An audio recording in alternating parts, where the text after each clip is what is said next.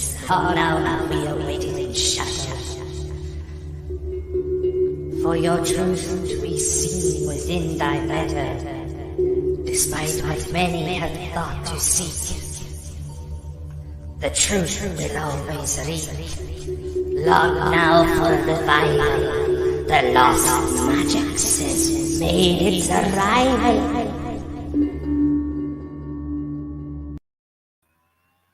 Hello guys, and welcome to our Friday night show. It is the Lost Magics, obviously sponsored by our lovely Bald and Bonkers guys. This is their show to their network. I want to do a big shout out to all of our networks and our TV companies that are putting us out there. So obviously a big shout out to the Bald and Bonker boys, to Parapost, to DNTV, and obviously to all of our amazing angels that are in the room. So tonight I'm going to be doing a topic on screen memory, which is something that one of our fam, Dobbies, asked us to look more into. She was very interested in that in the chat. So I said that I thought that that would be a good category to follow and to cover tonight. But also, I'm going to be having lovely Dakota coming and joining me up on show tonight, because we are also going to be talking about how the mental health side of people can be put into the paranormal and how some of these things may be determined. So it's going to be a really interesting show tonight. So obviously I've done a lot of research and study, because I only know the basics about screen memory, such as it is meant to be where someone goes through either a tragic or some sort of negative experience. And what happens is the mind is supposed to be able to cancel out some of this. Now, this is very well known in things such as like abductions with the extraterrestrials. It's known that when some victims come into contact with these beings, they actually block the mind from remembering certain things that happened to them when they were having this procedure and this experience. This is known as a screen memory, just as somebody that may have gone through a traumatic time and somehow the memory adjusts what actually happened, because obviously it's trying to exclude the negative aspects of what happened and trying to make them remember things that they can maybe carry on with. So I wanted to do the research and study into that. So I found some really good information looking online, and I've got about 6 pages. There's a few bits there where I'll give you a few little factual bits about screen memory as well. And then lovely Dakota is either going to come up through this while I'm doing the reading, or he's going to come up after I've done the reading out to you guys. So I do hope that you enjoy this show. And Dobbies, I hope that you particularly enjoy this, because obviously it was something that you found very interesting. So I'm going to get into doing the reading. Please do not forget to share out, guys. Let people know that I am on so that they can come over and watch as well. Hello, specialist.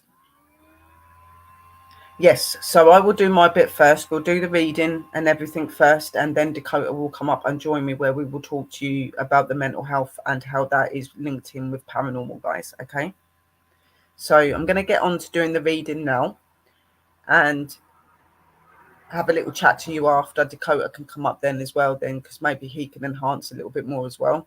So I hope you enjoy what I've got, guys.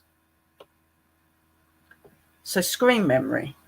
A screen memory, like forgetting or amnesia, is a compromise between impressed elements and defense against them. A paradoxical feature of recollections of this kind is they are less childhood memories than memories about childhood, characterized typically by their signature clarity and their apparent insufficiency of their content. Important facts are not retained, instead their physic significance is displaced. onto a closely associated but less important detail. This placement is indeed the main mechanism here, as it is in the case of mnemonic symbols or in the forgetting of a paper name, although to some degree conditions may also condensations may also be present. The notion of screen memories was first presented by Freud in his papers of so named in 1899a, an extension of his work of mnemonic symbols and the regulation of trauma in hysteria, a paper written as he was beginning to develop the idea of unconscious fantasy. Later he concluded that such memories, so long as one knew how to interpret them,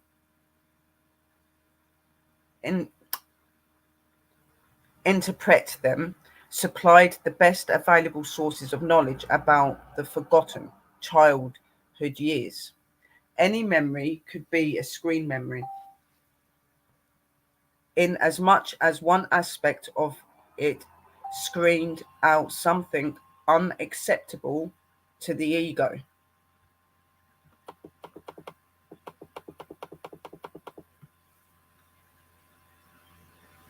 In the project for the Scientific Physiology 1950 to 1895, Freud told of Emma, who attributed her phobia to an insignificant scene recalled from adolescence while repressing a more important childhood event. The scene from adolescence inscribed by Freud, also pseudos, was in fact a screen memory serving to negate the unacceptable fact of the traumatic seduction of a child by an adult, the memory of which was transformed into age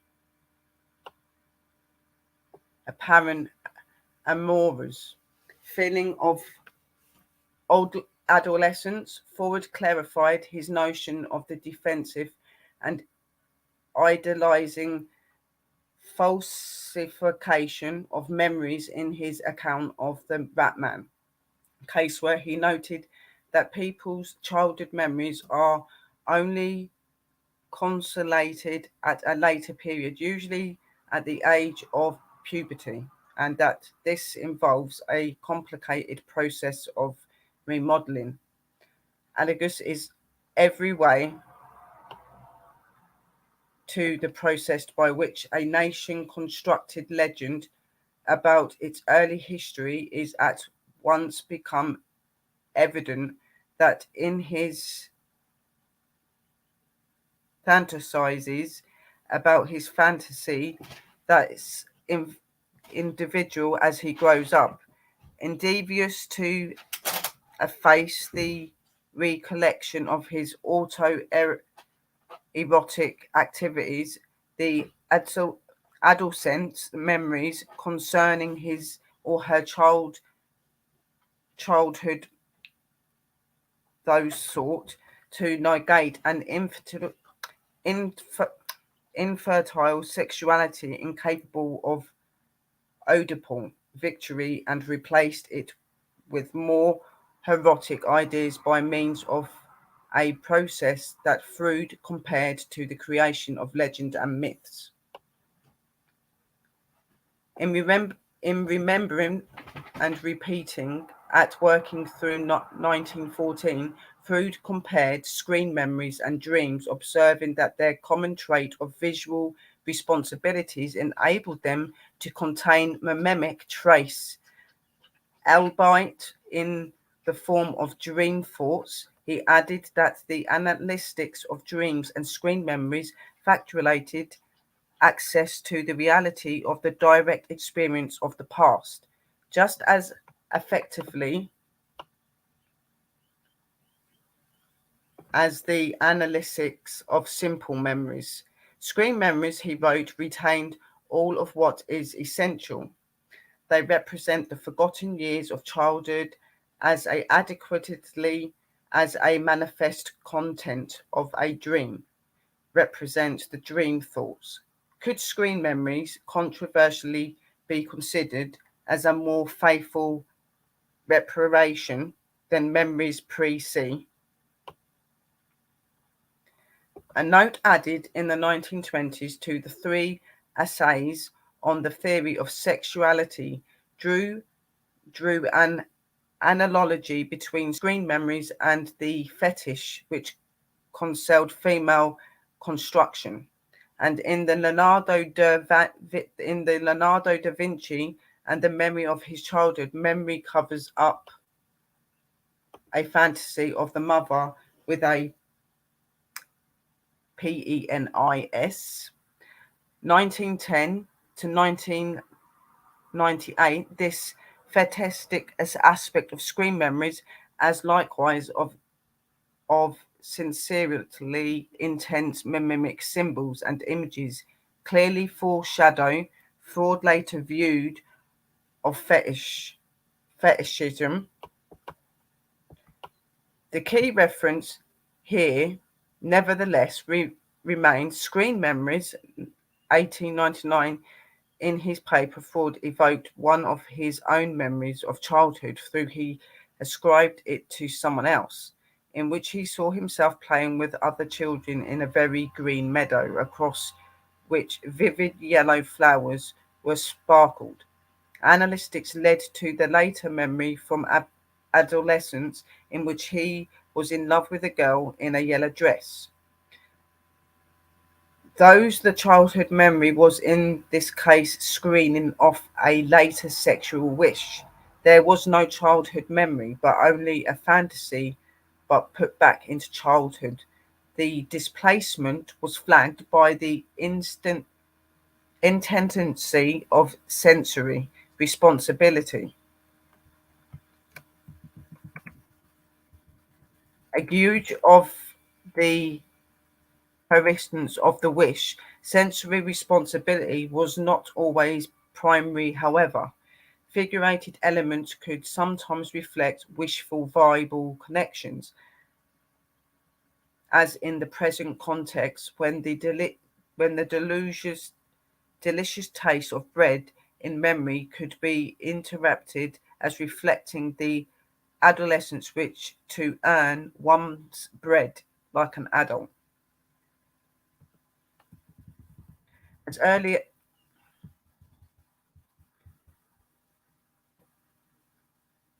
early as 1899, then Freud suspected that any memory that represents itself to the consciousness with the great intensity might be a screen. Some creating the theory of memory as a realm deeply affected by elements of fantasy.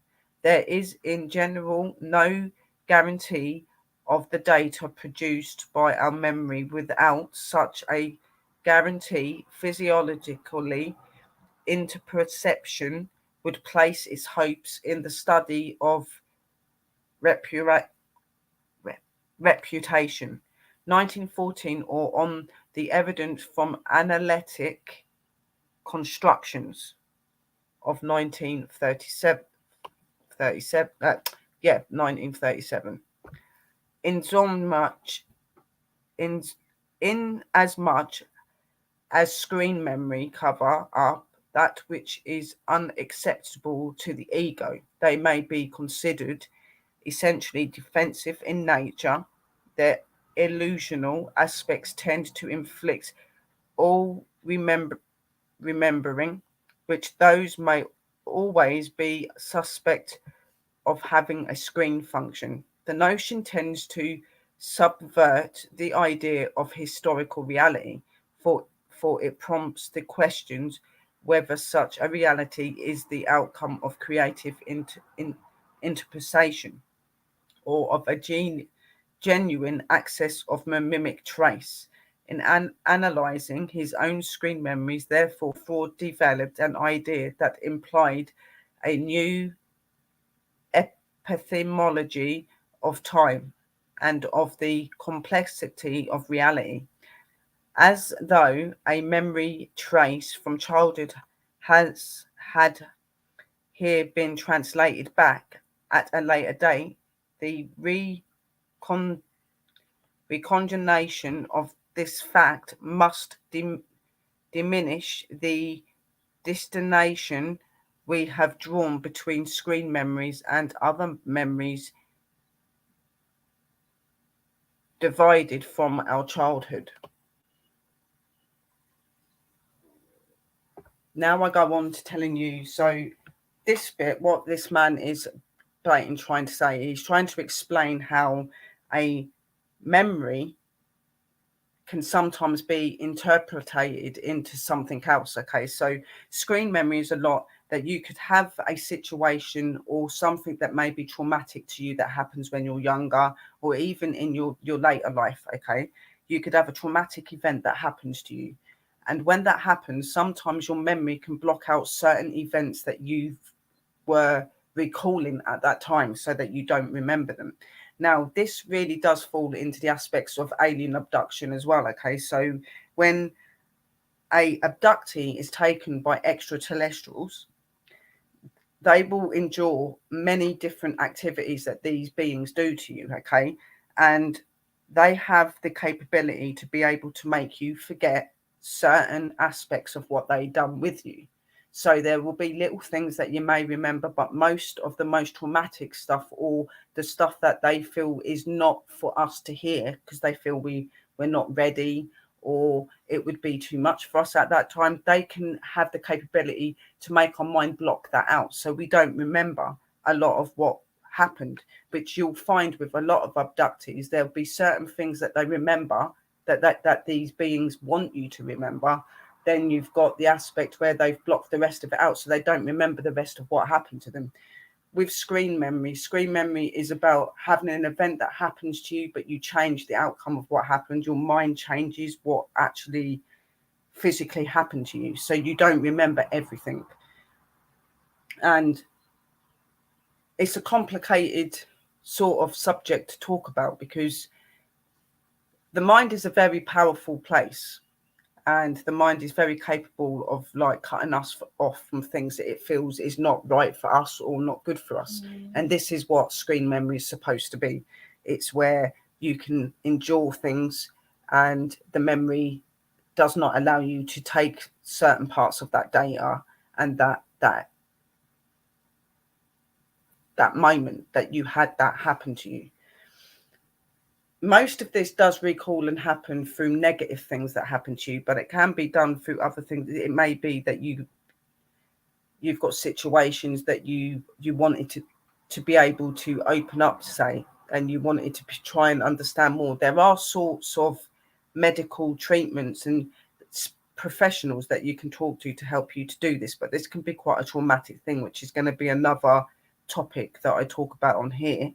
But I'm now just going to give you a few facts on what the screen memory is supposed to be. Okay, and then we will get lovely Dakota to come up. So the facts on what screen memory is. What is screen memory meaning?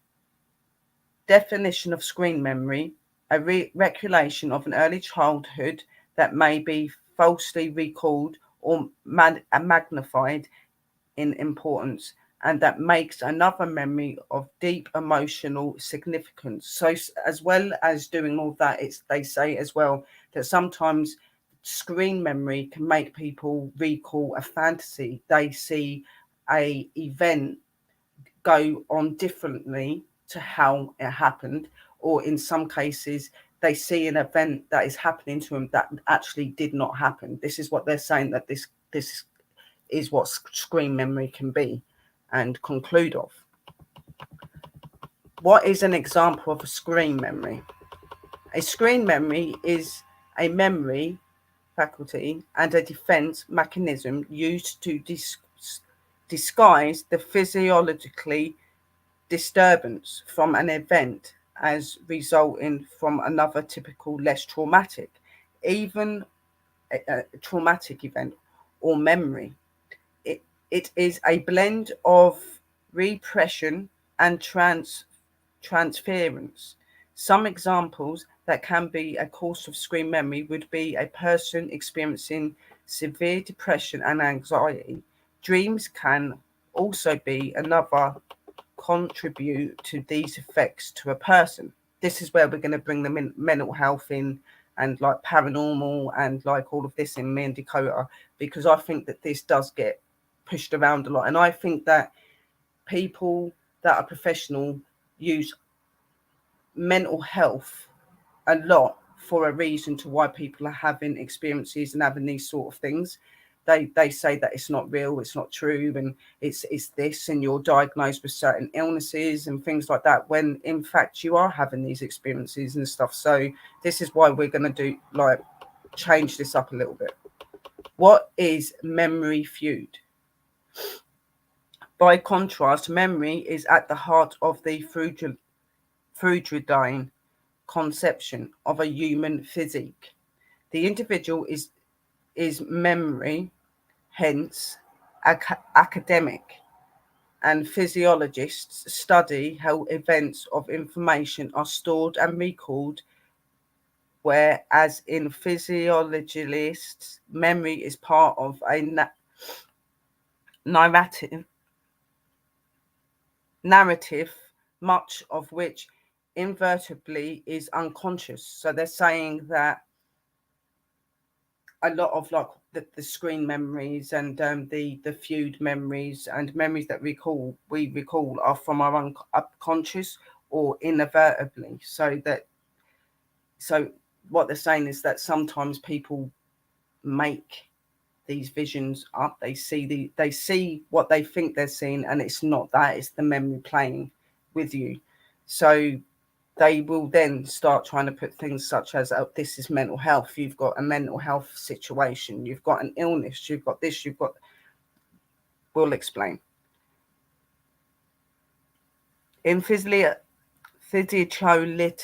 theory, a memory of a childhood experience, usually trivial in nature, that unconsciously serves the purpose of concealing or screening out, or is a confliction of an associated experience of a more significant and perhaps traumatic nature, also called cover memory replacement memories. Number 5, I wrote this bit, which was the alien abductions is also another known factor where screen memory plays a big part in a person's experience, allowing them to remember the less important factors of what was seen, but their mind blocking out the traumatic events that happened to them, to the person. It's said that there are some tests that can be done on so-called abductees to try to find these memories of the events that was meant to have happened. Some abductees who have taken on this kind of help to try to help them remember have come to have some very upsetting and stressful experiences when looking into the experiences that happened to them. Looking back to the time when they were abducted by the extraterrestrials, screen memory plays a big part in alien abductions, abductees, and when tapping into these memories, it can be known to leave a lasting effect on some of the abductees in question.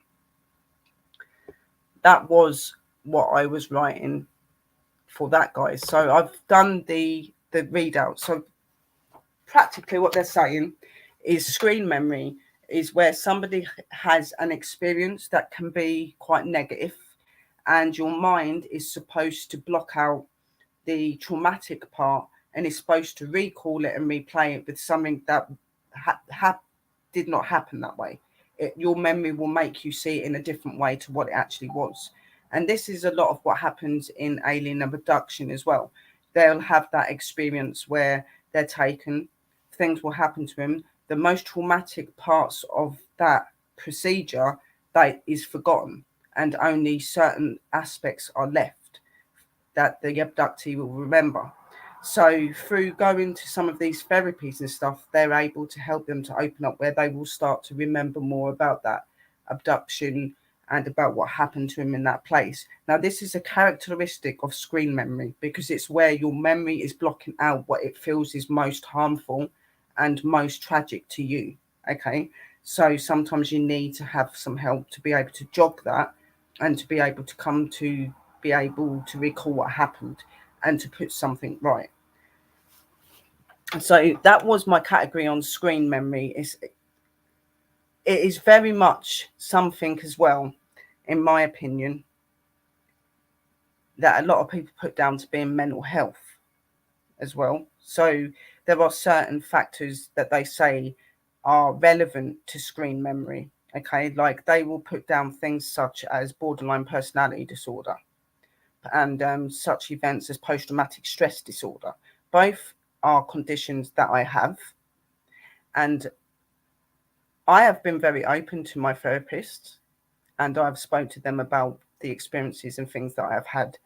And in this, I, by a professional, was told that they felt that maybe through some of my traumatic events, it's made me believe that I have these experiences. Now, I know in myself that from a 5-year-old, I didn't have any traumatic events and I didn't go through bad things at that stage. So how would I be able to be seeing and feeling and doing these things from a very young age into adulthood? How can you put that down to being mental health? At 5 years old, I didn't have mental health. Okay, so this is where we wanted to bring this in about mental health and how it's affected in paranormal and all this sort of stuff, guys, because let's face it, a lot of people are looked up on as being unstable or not stable minded when they have such experiences as what we do as like investigators and researchers of the strange and unknown, you know. So I'm now going to bring up lovely Dakota, where we're going to be doing the next part of the show, which is where we're going to be talking about the mental health side of it and how it's introduced into paranormal and all so on like that. So hello, Dakota. Hello, Sherry. So you can hear me okay, right? Yes, I can. Yep. All right. We were having some mic issues before we went on, so I wanted to clear that up now. Yep. Like Sherry said, screen memories is a part of UFO abductions. Some believe that when these abductions take place, not only does the mind of the abductee, the contactee, whatever you want, the term you wanted to use, essentially mask what happened just because it is simply too much for that person to handle. It is also speculated that the ETs on the other side have such an understanding of the human mind that they can manipulate your mind to make you forget things.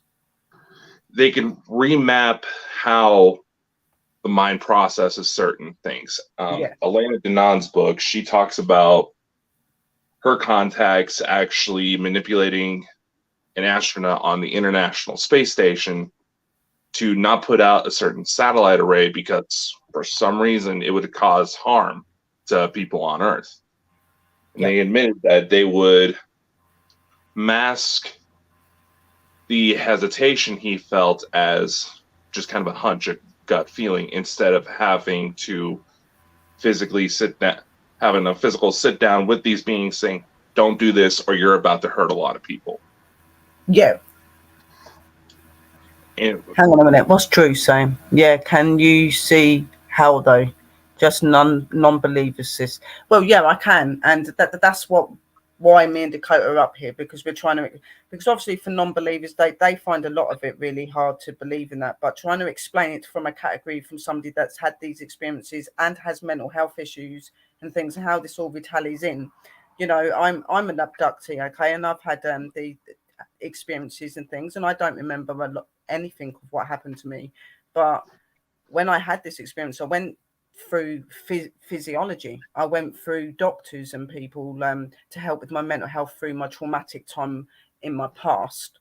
Okay, but when I spoke openly to them about my about my experiences and what I'd been seeing, it was automatically put down to being my mental health illnesses when it's not. So I was like, how do you work that out when I've had my abilities since I was 5 years old. I did not have that sort of, you know, all that bad stuff happening when I was 5 years old. So how can you put that down to being mental health? You know, and, you know, I know the difference between when I'm having a bad day with my mental health and when I'm talking to a spirit or I'm talking to an alien. You know what I mean? Like, I know the difference. And,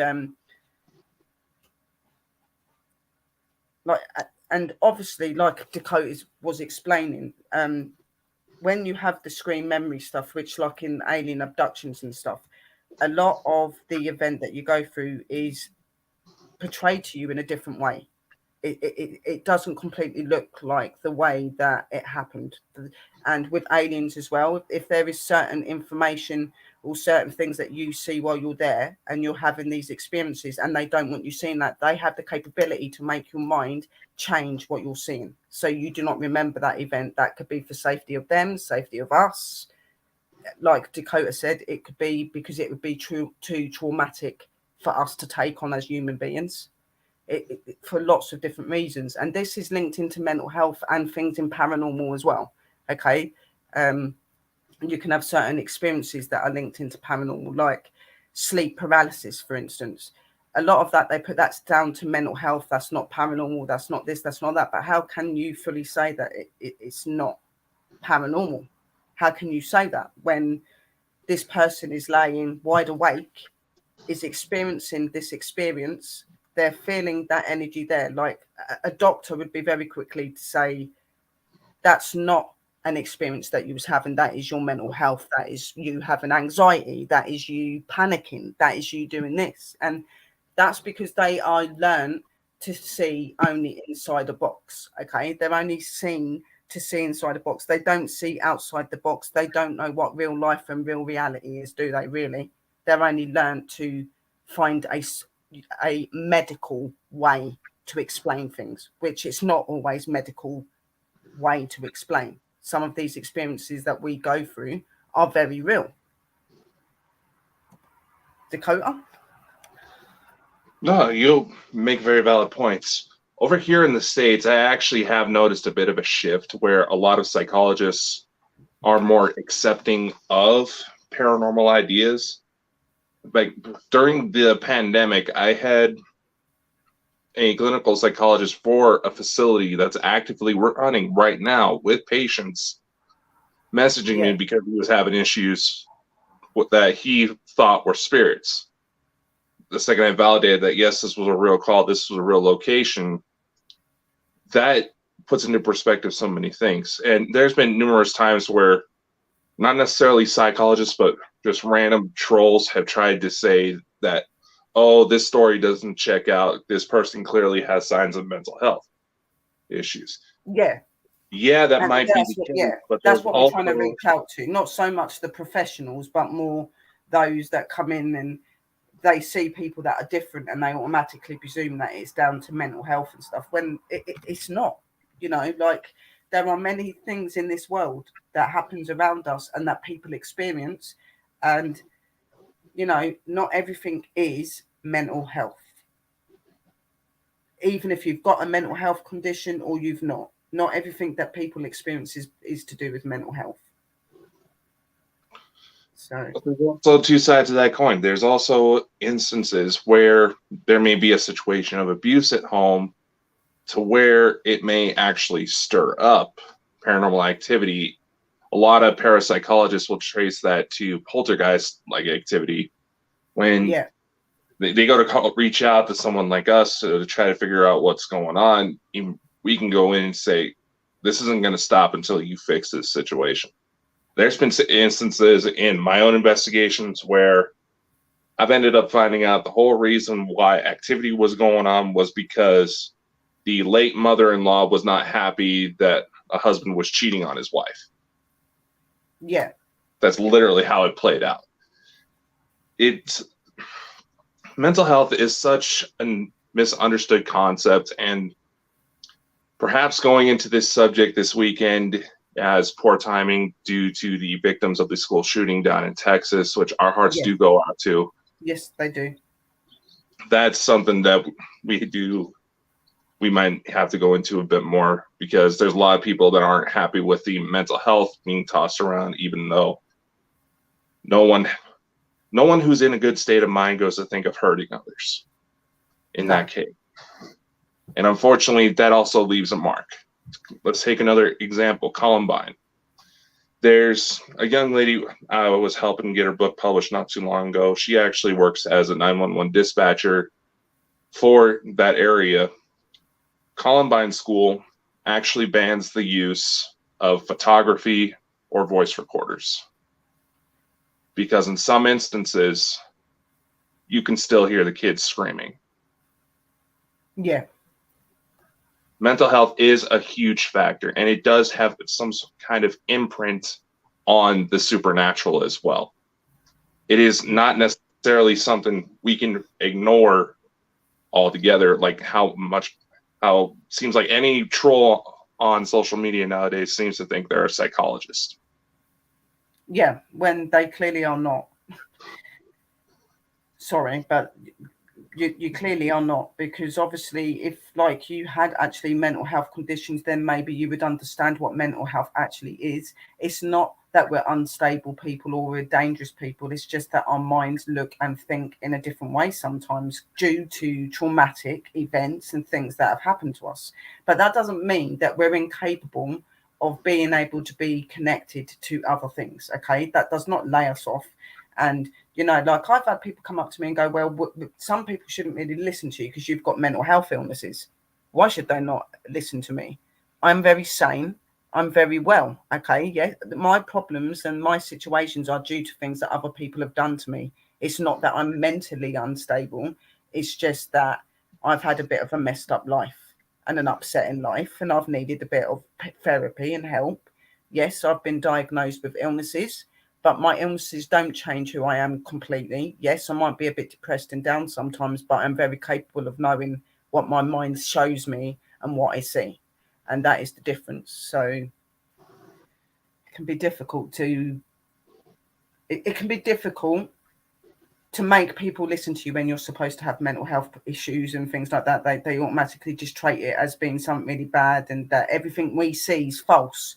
Mental health people do not see things as being false. If anything, and as somebody with mental health, I believe that when you have these categories and these factors, okay, it makes us more open to what we see and what we do. That's why we can connect better. That is why we can understand better. That's why we can relate and reach out to people such as you, and you can understand what we're saying, because we know through experience, feeling, and through visions and all sorts of things. Okay. Mental health does not stop you from communicating. It makes you a higher level, I believe. There's, to kind of go off of what Sherry was saying, there's old Native American beliefs where old shamans would look at a mental health ward and see a bunch of misunderstood healers. Yes. Yep. Because their connection with mental health does play a factor. And go kind of leading back into screen memory. Yeah. This, how should I put it? This constant degrading of people's experiences, that could actually cause the mind to create screen memories at a time when they may be the one person to be able to step up. Say in a case of abuse where a child is getting assaulted at home, social workers, teachers are saying, oh, no, that can't happen. That can't happen. They'll start blocking it out. And it's going to be at a point until they get old enough to where maybe they can mentally process that information better of what happened to them. All of a sudden, they're going to practically feel like they got hit by a truck, because all of a sudden these things are starting to come back. Yeah. It's such an integral part of what we do. And I'm going to say this, with channelings as another thing, it's actually been found that people who do regular channelings need to be careful, because it fires off in the brain as an epileptic seizure. Yep. And there's even devices out there that send electrical signals purposely to stimulate that part of the brain to trigger visions as well. Mental health is highly misunderstood, and maybe coming out and talking about it more, we can actually find some answers to get some of these more horrific things going on in the world to stop.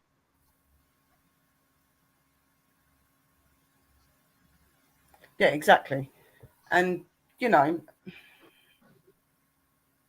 paranormal is a complicated thing to be in, as it is. And anything to do with the strange and the unknown is a complicated thing to be in, because it is about using the mind and using the consciousness and all these sort of things. And what I find that a lot of people that have mental health are treated as being incapable of being able to feel certain emotion. They don't know how to control certain things. Their mind is so jumbled up that they're not able to see things clearly. They may see things in a way that did not happen. Like, there is so much that's put against people with mental health that it's really hard for us to even be able to stand out there and to be took seriously in some categories. That's why, like, I'm grateful for such shows like this, because people get to see the real me, and that I am actually very sane. And, you know, I'm very capable of the stuff that I do. And I know in myself that all my experiences from 5 and up have all been very real, no matter what a professional has told me and has boarded me as having borderline personality disorder and post-traumatic stress disorder. Yeah, they're names of illnesses. That is not, that those are part of me, but they are not me. Okay. They are just little conflicts of things that have happened to me. That's how I look at it. I have learned to be able to divide what I have in ability and what I have within my mental health. Okay, so, like, and anybody can do that. Like I said, I believe that you become more spiritually open through having mental health, because you've got the tendencies to be, I feel you've got the tendencies to be able to feel and understand things more because of the traumatic events that you've been through or the experiences that you've had and stuff like that. I don't look at mental health as a negative thing. Okay, yeah, it's negative in the way that some people can be affected in really psychological ways, that they do things to themselves, and even worse than that sometimes. Yes, I'm not saying that mental health's not serious. It is, and it can be to a lot of people. But I think that people need to stop looking at mental health so much as being something that's not a good thing, and something that would tell others to be careful of that person. We should not be feared for what we've got wrong with us and who we are. We are human beings, okay? We are no different to you. You know, like I've always said to people, like, you don't know what goes on behind closed doors. You don't know a person's story and a person's life. So who are you to sit there and put your view down on what you think's wrong with them, and, oh, you're nuts, you don't know what you're talking about because you've got mental health issues? And what? I have mental health issues, but I'm very capable of what I do, and I'm very good at it. And it's just part of that.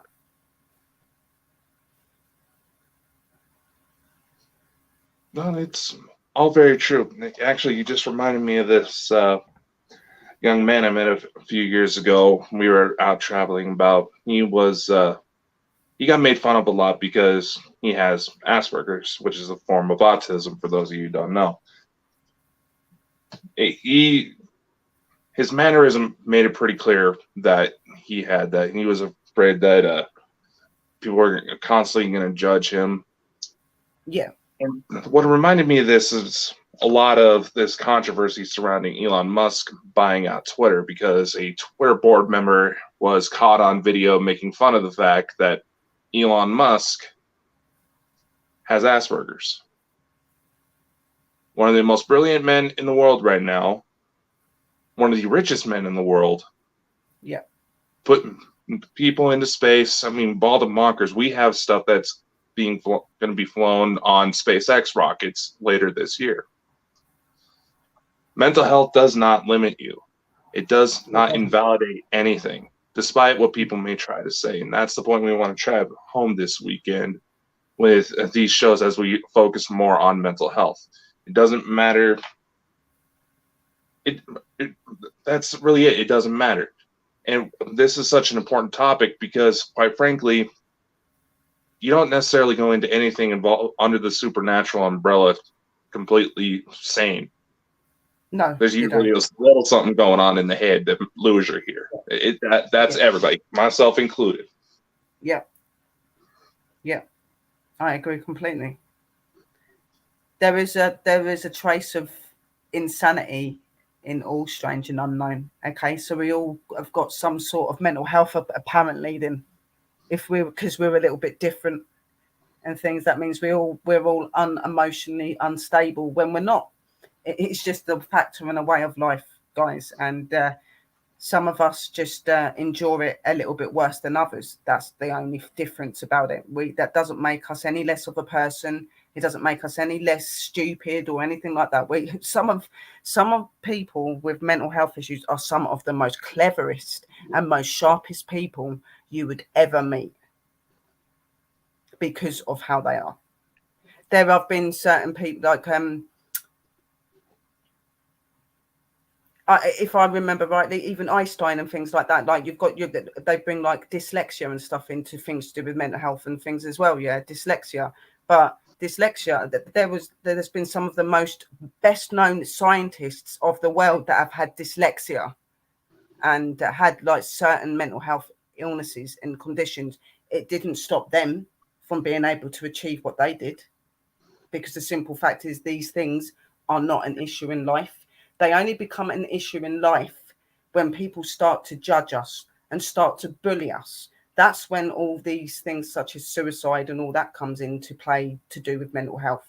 It's the way that people treat you and portray you as that makes us that way.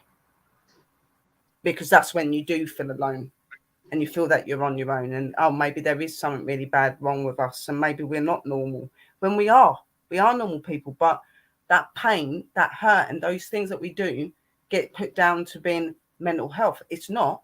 It's the fact that people don't have respect or understanding for what is wrong with us. So they bully us for it and things like that. So, mental health is not a bad thing. Mental health became a bad thing because of people's bullying and people's not understanding. I can say better myself. So you agree then, Dakota? Because I very firmly believe that. I do. Mental health is not suicide and whatever. But suicide and all that comes from bullying and not being listened to and not being understood and being judged. Mm-hmm. Nobody should have to be judged for what's wrong with them.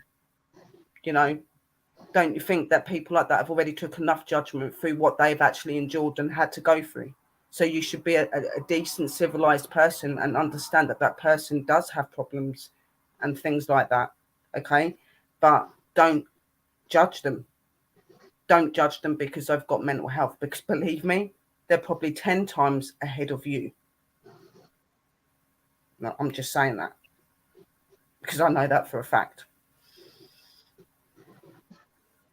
No, there's not a single person who has made strides within humanity, doesn't matter what kind of field they're in, that hasn't had some sort of mental health condition, for lack of a better word. Not necessarily an illness. It's something that made them different. Einstein, he didn't read or even speak until he was about 5 years old. Yeah. And there's still matters of his that we're still trying to figure out. Exactly. One of the most intelligent minds and men of all time. Mm-hmm.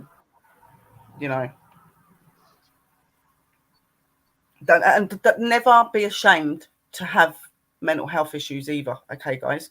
I say illness because mine is an illness. I've been diagnosed. It's on black and white paper. Okay. But like Dakota said, there are some people that, most people in this world have some trait of mental health, even if it's feeling a little bit depressed or a little bit upset because of a situation that might have happened. Or it could be that you've lost someone that you love. You become a little bit depressed. You become a little bit in yourself. These would be traits that a professional would try to say is mental health. Okay. When in fact, this whole world's covered in mental health in that way then, because everybody experiences it to an extent. Just some people feel it and experience it in a more darker way and a more harder way. That's all it is. No, you have very good points, and another thing when it comes to it is that the number of pills a lot of these psychologists had their patients choke down just because they've had things go on. I mean, my 14-year-old cousin, she went to a therapist appointment down here. There's a situation of abuse there, away from the people that were allowing the abuse to happen. The doctors just look at this and said, emotional fluctuations, possible history of abuse. Yeah, of course she's going to have emotional fluctuations. She's a 14-year-old girl that's being abused at home. Exactly, yeah.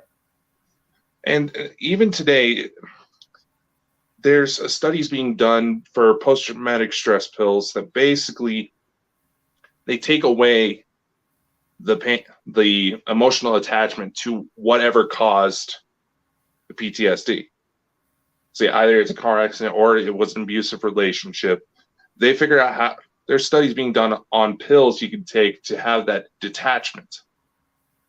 Now, there's been people who try to say, because I'll be honest, I didn't hear the term screen memory until we had David Hopperin from the Birmingham UFO group on the show talk about it. And he said that some patients report that their memories get altered to look like cartoons. And Drew in the chat, she's made fun of me because of some of the faces I've made during some of these interviews. It's, once again, going back to my earlier analogy, is that these people start to feel like they're getting hit by a truck when they start to realize, wait, that was something? Yeah. We have the potential to do everything these alleged reports of ETs are doing, even altering our own mindsets. Let's take the number of reports of people who end up with severe head injuries and all of a sudden are musical geniuses, even though they never played a note in their life. Yep. Mental health is an important factor that does need a lot more research and a lot more focus, because if understood, we may figure out how to fix a lot of the problems we've had all this time that plague us today. Exactly. Yep. Yep. And a lot of it is people understanding and not being judgmental. If you took more time to read up about mental health and the different conditions and stuff, you might understand a person a little bit different. You know, like I said, you don't know what happens behind people's closed doors. You don't know the traumatic events that they've incurred and they've gone through, but don't judge them for it. They don't deserve to be judged. They are still human beings. They're still people like you. They are no different to any of you. So, yeah. And, we've talked about on the show, this witch hunts, and especially that one preacher, I think he was also out of Texas, that was wanting to start up witch hunts against, simply because of his book group. If you actually look at a lot of the reports of people who were executed as witches, or some of the so-called symptoms behind them: epilepsy, schizophrenia, post-traumatic stress. Yeah. Things that could easily happen to anybody. Now, some of the reports of 30-plus school children all of a sudden going into epileptic fits, that might need some further investigating. Nevertheless, it's stuff that can happen to anybody. Exactly, yeah. And mental health can. You could be walking around perfectly fine at the minute, but you could go through, like Dakota said, a traumatic accident, or somebody you really care about could pass away, and it changes your complete way of mind and how you look and the way that that's affected you. That can make you then become, or would be on the border of having a mental health issue. Anyone can go to that. It's not something that you're born with. It's something that happens to you because of scenarios you go through. That's what mental health is. Exactly. nobody is born with mental health. Mental health is not something that you get through genes. Mental health is something you get through things you face and you've had to take. That is what mental health is. Well, not 100% correct. They have found that trauma can actually be passed down through genetics. Oh, I didn't know that. Okay, well, maybe to an extent it can, but to whatever extent, they're not exactly sure. But there's reports, a lot of them given the headline, your random anxiety, blame your grandpa who went through World War II. And there's even reports from organ transplant victims. This is a topic I brought up a couple of times, where symptoms of the donor's mental health conditions got transmitted to the transplant patient. Oh yeah, in them ways, yeah. There's even basically, I'm just saying, mental health has a much deeper effect than what we realize. Yeah. And another point that kind of goes back to it, kind of jump back to the Texas school shooting not too long ago. There's a kind of a scary point that someone made to me not earlier today that made me stop in my tracks. This young man who opened fire was 18 years old. Yeah. He was old enough. The current school shooters are going to be the ones trained by the schools on what to do in order to avoid someone like them.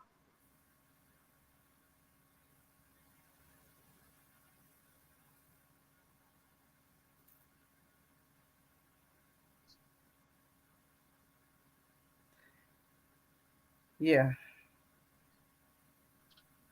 I love how, and I think that does need to be, it does need to be done. It does. Yes, there's a lot of people that say that, take away the guns. Well, look at the situation we got in the UK where people are trying to ban knives because everybody's stabbing each other because they can't readily get a gun. Yeah. Hatred like that, to the point you go to hurt somebody, it's not going to matter what the tool is. People are going to still get hurt as long as we don't try to understand why people are breaking like this. Mm-hmm.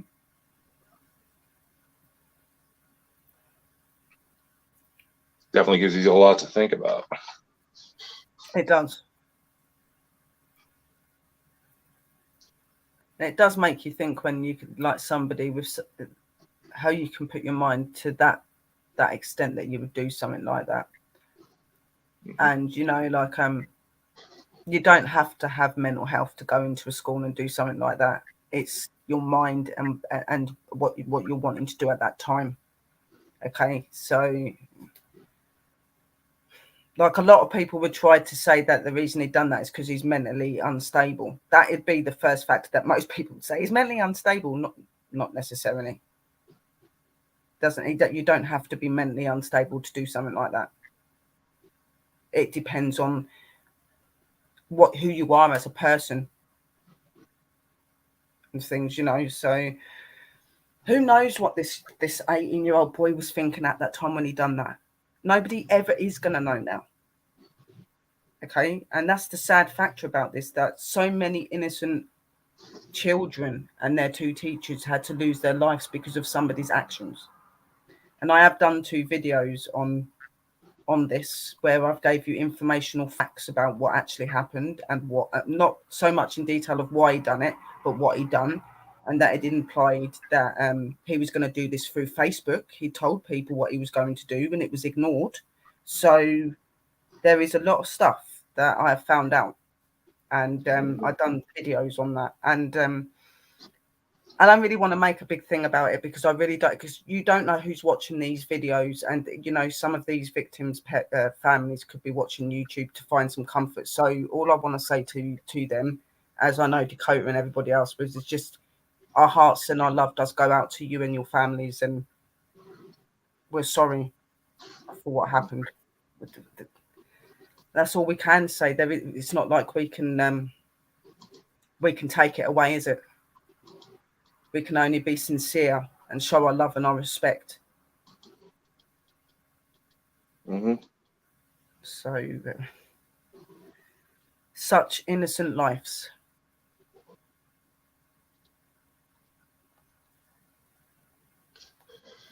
Couldn't have said it better, Irene. And I know there's a lot of people who are kind of getting sick of that, but what else can we do when nobody wants to focus?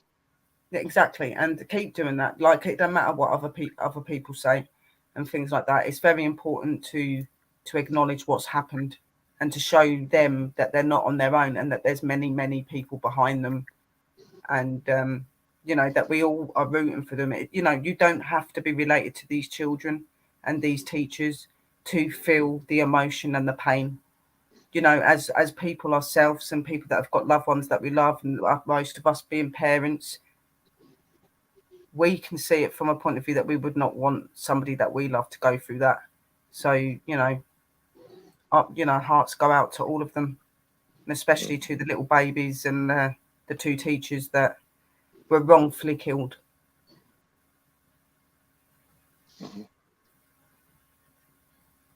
Anything else you want to say, Dakota? I don't really think there's much else to say on the matter. No.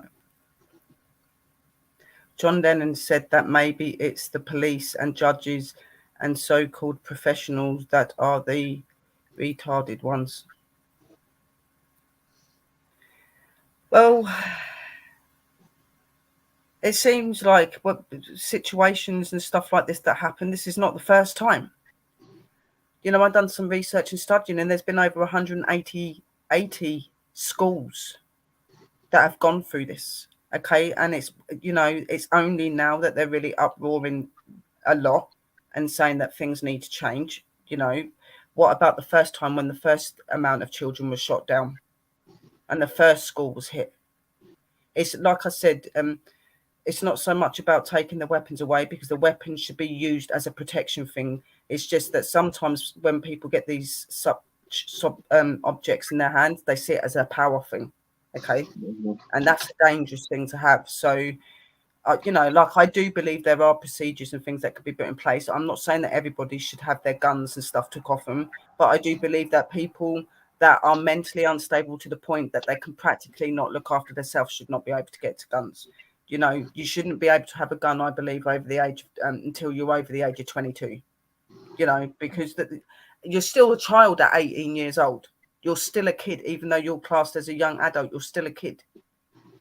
Okay, so you shouldn't be able to have guns till you're 22 over there. If you're mentally unstable to the fact that you could, like I said, you can't look after yourself, you shouldn't have a gun. If you've got a criminal record where you have shown violence and threaten and things like that, you should not have a gun. Anybody else, they're fine. If they're you know, if they're sensible, they've never been in trouble, they've never gave anybody any reason to believe they shouldn't have weapons, then why should they not? Because it, you know, these people obviously are using these weapons as something to keep them and their families safe. Because let's face it, in a lot of places in America, it can be dangerous. And some of these people do need guns and stuff to be able to survive. Okay, so it's not about getting it completely took, but there should be procedures put into place so that it's not so easy for people that shouldn't be getting hands on guns to get them. That's what I'm saying. And things put into schools. I think that's the main thing, is that safety put into schools. Why can't they put these scanning machines in schools so that every coat, every bag is scanned? At least then it will minimize those risks, because if you're going through a machine that's going to buzz off, if you've got something metal in it and it shows off an image, you're going to see if there's a gun or a knife in the bag, aren't you? There should just be things put into place so that in schools it's more safe.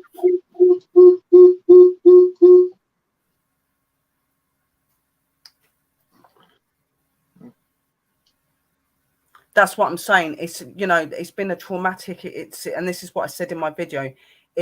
You know, it's a traumatic time for the parents of those children, but you imagine the little ones that have survived and see that happen. You imagine the emotional scars that's going to be on those children that survived it. from seeing what they see. That is the most horriblest thing you would have to ever endure, is watching people that you care about and that you know laying lifeless on the floor, and you're not old enough to understand what's going on, and you're scared and you're fretting you can't get out of this classroom because you're barricaded in it. You know, it's awful, but hopefully the government and other people are going to make things more safer for schools. I do believe they need the scan machines and things like that so that they can see if anyone's bringing in anything that's dangerous. Because obviously at the minute, through this situation that happened, this was apparently planned. Okay. There are other people alongside him that are still going to carry out more attacks. There are meant to be more that's going to happen. And the police have been trying to look into this information, trying to find these people before anything else goes to light. That's why the security alert in America is a lot more higher in the schools at the minute, because they don't feel that it's fully over because of these other people. They're trying to get these other people before anything else happens. And with the kids coming out of school for summer holidays, it might be the time that they're thinking of striking again, you know what I mean? So they're trying to get all that procedure in place, but this was all planned. This was wrote over Facebook. His last message to his people were, whatever happens to me, I start it, you finish it. It's not ended.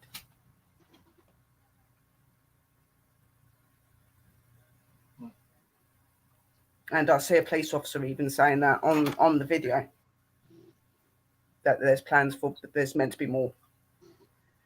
Why do people have to do this? There's been so much death in this world, and this is what I'm saying about, like, it's really easy to be marked with mental health issues. Like, not everybody's got mental issues. Some people are just pure evil, and just they're not good civilized people.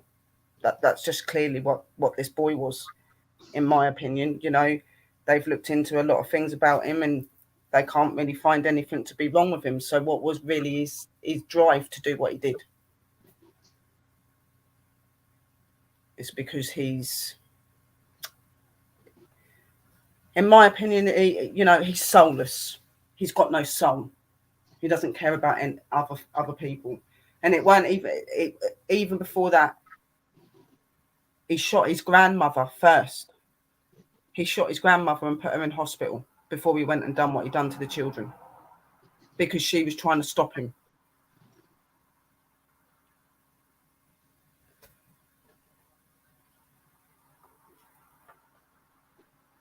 But I think we should get. I don't think this is really the right show to go deep into what we think about this happening. Like, we all are deeply saddened and feel for the families, and this should be something maybe where we go into more on another show. Not so much about them, but how things can change, maybe. But I hope that you did find the show interesting, guys, and that you liked what me and Dakota were talking about, and you kind of understand a little bit more about what screen memory is and how it's interacted into certain factors of paranormal. The same with mental health, how mental health can be linked into paranormal, and how it's not always linked in, So we hope that you enjoyed the information and the show. Is there anything else you would like to put over, Dakota, like about your shows, or anything you've got coming up, or anything important you feel the guys need to know? Well, right now, there's a link on the screen for one of the young ladies who was in that classroom. A GoFundMe to help raise medical expense, help pay for medical bills, because unfortunately this is the U.S. and hospitals here are grubby businesses, even for a small child that got hit. This young girl, Mia, she went to the extent of covering herself in her friend's blood to appear dead, to try to pull through this. And was one of the young kids on the phone with 911 asking, why are the cops not coming in here to help us? That is going to mark that school forever. Yeah. There's going to be a number of people who try to get into that school, claiming to be paranormal enthusiasts, try to catch the screams, just like Columbine still has. Yeah, don't. Have some respect, okay? You know, this isn't a paranormal experience. These innocent lives were ended in the wrong way, and you know the families are going through a traumatic time at the moment. Have respect. Don't start going over to those grounds and trying to pick them up. Just leave them alone. And you know, this is not the time and place for you to try and find an investigation spot. Okay, definitely not. And Sherry's right. Unfortunately, the incidents like these inspire others.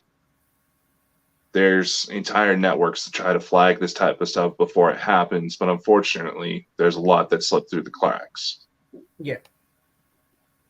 I know this is usually a program we talk about entertainment, and that's our way of, you know, trying to give people a decent release from this. Yeah. But every now and then we have to address certain things like this. Yeah, we have to stand up. And Irene asks, why would paranormal people want to do this? Unfortunately, it's part of the reason why the paranormal isn't taken seriously is because of assholes like that.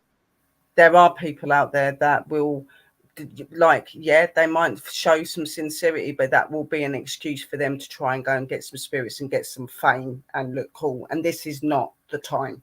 These poor children lost their life, and their parents have not even that long lost their children. Have some respect. Don't even turn up on those grounds. Have some respect. They are people. They are human beings. Okay, so don't even bother. I don't do things like that. If I hear about scenarios and things where there's been a big shooting, or when I do not go after these sort of things. I'm not the sort of person that's going to sit there and try and communicate with these victims either. I don't believe in that, trying to communicate with them. You know, if they come through and they say hello, I'm the shooting victim, that's different, because they're contacting us. But I would not go to their location. I would not go out of my way to try and contact them, because they need to be at peace. They're not going to be at peace if you're trying to get information on what happened to them. The news and the bulletins and the newspapers should be enough. You do not need to go looking for them. Mm-hmm. You know, but sadly that there are going to be people that try. I can guarantee you that. Give it a couple of weeks and there'll be people there trying to, do you want to talk to us? No, they're not going to want to talk to you. They're confused. It's not a good thing to go through, is it? And just have respect.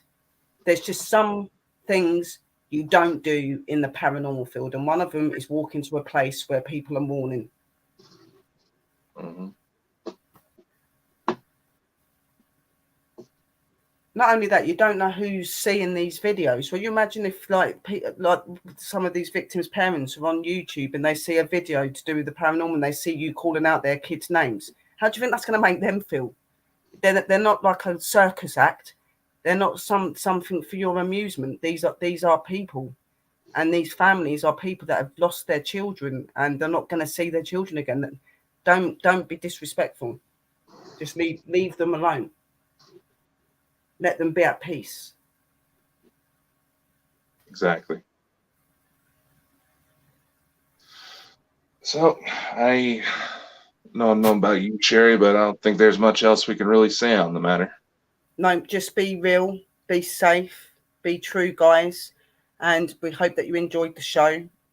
And just remember that you're all very special. And thank you for showing your love and support as you always do to us and to all of our sponsors and to everybody else. Thank you.